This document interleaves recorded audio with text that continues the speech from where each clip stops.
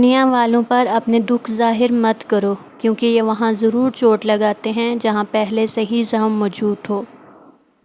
یہ آزمائشیں کچھ ہی دیر کی ہے، پھر وہی ہوگا جو تمہاری دعا میں ہے۔ صبر وہ ہے جب تمہارا دل اندر سے جل رہا ہو اور تم خاموش ہو۔ وہ تکلیف میرے لیے نعمت تھی جس نے مجھے اللہ کے قریب کیا۔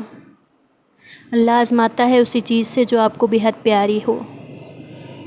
دوسروں کی عیب تلاش کرنے والے کی مثال اس مکھی جیسی ہے جو سارے خوبصورت بدن کو چھوڑ کر اب زخموں پر بیٹھتی ہے۔ اللہ جانتا ہے صبر کی راہ آسان نہیں، اس لیے وہ اپنے بندے کو اکیلا نہیں چھوڑتا۔ جہاں پر بھی رہو مخلص بن کر رہو، کیونکہ تم نے اللہ کو بھی جواب دینا ہے۔ دعا کی ڈور سے بندے تعلقات رابطوں کے محتاج نہیں ہوتے۔ کچھ لوگوں سے بات چیت ہو یا نہ ہو، ہماری دعاؤں سے جڑے ہوتے ہیں۔ کبھی بھی مشکل میں کسی بزدل سے مشورہ مت لینا، وہ تمہاری ہمت اور کم کر دے گا۔ مسلمان مرد کے پاس اسلام کے بعد سب سے قیمتی چیز نیک بیوی ہوتی ہے۔ زندگی دکھوں کی ایک بیل ہے۔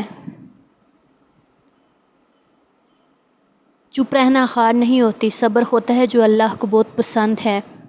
دعا نظر نہیں آتی لیکن یہ ناممکن کو ممکن بنا دیتی ہے۔ جب تم سمجھو کہ تمہارے الفاظ سامنے والے کے لیے اچھے نہیں لگ رہے تو وہیں خاموش ہو جاؤ، کیونکہ وہاں تمہارے الفاظ ضائع ہو رہے ہوتے ہیں۔ جب آپ کسی کے راستے میں روشنی کرتے ہیں تو آپ کا اپنا راستہ بھی روشن ہو جاتا ہے۔ جب بھی دعا کرو پہلے دوسروں کے لیے کرو، تمہیں اپنے لیے دعا کرنے کی ضرورت نہیں پڑے گی۔ اللہ کو ایک مرتبہ پیار سے بلانے پر بھی اللہ ہمیں 1000 مرتبہ کہتے ہیں، بول میرے بندے۔